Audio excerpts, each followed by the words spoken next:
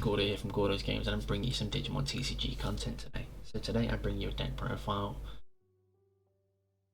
for one of my more preferred colours. My main colours are red and black. They're the two I tend to stick to.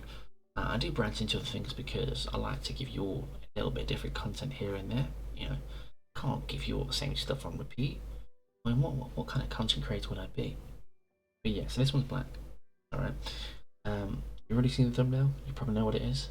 But let's get into it, and it's probably a fan favourite, this set. Let me know if you do like it. Don't forget to like, comment, subscribe, and hit the bell for notifications so you know when this content goes live for you. And here we are, the old faithful setup. So I'm just going to go straight into it. Eggs, we run 5. 4 Pokemon. Being able to get a reveal and potentially add another card to hand in black is quite crucial, because black doesn't have mass amounts of draw power except for outside the new men boost, the Izzy and Joe. That's the one, Izzy and Joe. You know, all these little things have helped us give us some draw power so we can actually get some consistency to it, and the Pokemon as well. And then we run a 1 of Kapori, whilst this one has blocker. It gains 1000 DP on your turn. So blocker comes up quite easily with this one. I think we run 13 rookies. I'll double check. Pretty generic lineup, because not much flexibility with the blacks one, because they're all good really. But there's generically better ones. So Toyagumon is one of those. Gives them the reboot with things like Crania. You don't want to swing unless you've got this under it. It's generally just good, just to try and keep you things unsuspended. I mean, yes, it lives up to Trump Sword. By that point, they're paying 7 to get rid of it. And if you've got Crania, doesn't do anything, so happy days. We run 4 Chikurimon. Security at the end of the battle, trigger D-Digivolve 1. Amazing when it goes off in matchups like Jesmon. Just to get rid of the Jesmon, because the best way to beat Jesmon is to get rid of all of their Jesmon. If you follow me about Jesmon, I said Jesmon a lot in that entire sentence. But yeah, if you've taken out 2 and then you start digivolving 1, they're left with 1 on the deck. Now obviously Jesmon's weakness is Bricky, but if you have no level 6 toughen to go into it, it loses a lot of its poking power. We run 2 Chumon. Crucial with a set with things like Alphamon, things like the memory boost, just generally a good card. And 3 Sonorizumon, with Alphamon, so easy to set up Security Attack +1, and with Genkumon, you have a Gogmon underneath it, you have Security Attack +2, as long as they've got an unsuspended Digimon, which is quite scary in a Genkumon. Level 4, so I believe we run 10. First of all, making a run. I feel like you have to have this as a 1-of, or maybe even a 2-of, depends on how much you see it within your locals. With how much Garbage Bonds around, the Rookie Rush style one, the Agumon Rush style one. There's just so many little things that just want to keep poking at you.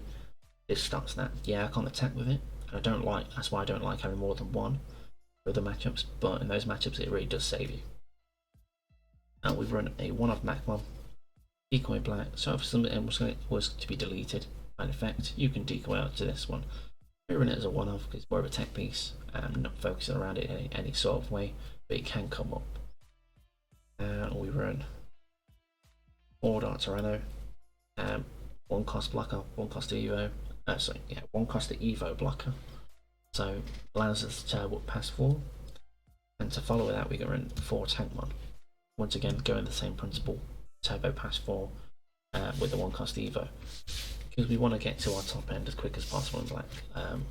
We don't really sit around any point, whereas we're quite happy to stay there like 4 or 5. I think 5 is about the safest location besides 6.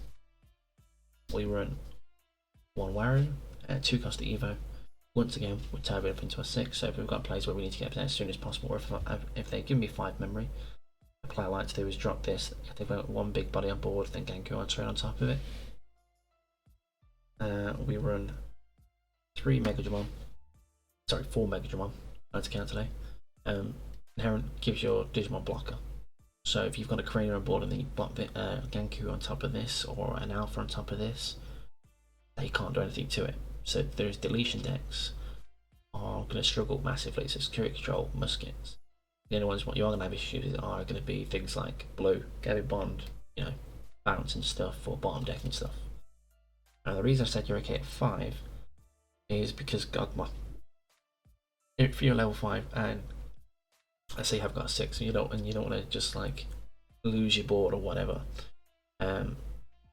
you can Digimon yourself up. I think this was more applicable back in the day when yellow was more of a thing, but yellow is still still got reduction. Security control is going to run Wyvern's Breath and things like that.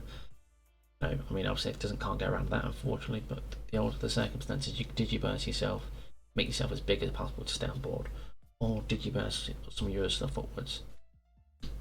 Because you could, what you can do, which was quite a nice one, let's say you have an active board and you only have got 5k blockers and there's rookies in it. You can Digiburst some of your stack away and buff them out of range of Nidhogg. So if they go to Nidhogg, unless they start doing everything, they actually miss the board. That's always a nice tip. So we run 8 level 5s there.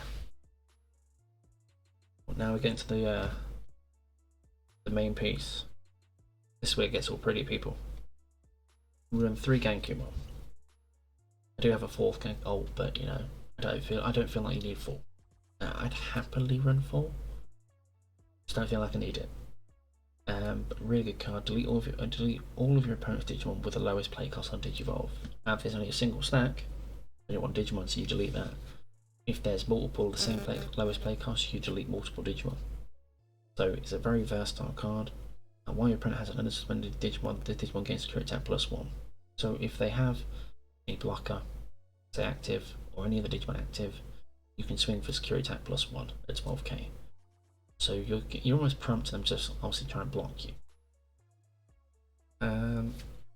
We run 3 Alphamon. No, right? It's getting prettier. Alphamon is Alphamon's a good card, and in some ways it's a little bit lackluster card. At some stage, I really like the card. There's the effect to get it to actually swing, buff itself, and gain memory back on it, or you know just pay memory because you can choke quite well with it. So let's say you're you gain 2 back at the end of the attack. So let's say you're on 2 memory. So if I was to swing and pay 5, I would come to being 16k. I've had a sort of reason that security attack +1 already, and then that would put my opponent on 3. By another attack resolving, I'd gain 2 memory back and leave my opponent on 1, so I can choke just by using Alphamon's effect as well. So it's really strong in that way. It's just the security effect isn't always. The best thing about security effects is this gets added to hand and still battles, so you still get to potentially trade with something, and then you get a level 6 in hand, so it helps for consistency as well. But the stopping security attacks towards players for the turn if the Royal Knight's out, even if I have Royal Knights, it doesn't happen as often as I think it would. We run 2 Cranias. Crania is the staller of all games. I love and hate this card purely because it even slows my plays down, because you naturally you play down a Crania and then you start just, I'll throw out another blocker, what are they going to do? I've got a Crania, and you naturally just start inherently playing slow because you can, and it's not a bad thing, but I do like to be somewhat aggressive with the Gankus and the Alphas. It is kind of like a 50-50 mix up here. This allows us to be defensive, these allows us to be aggressive.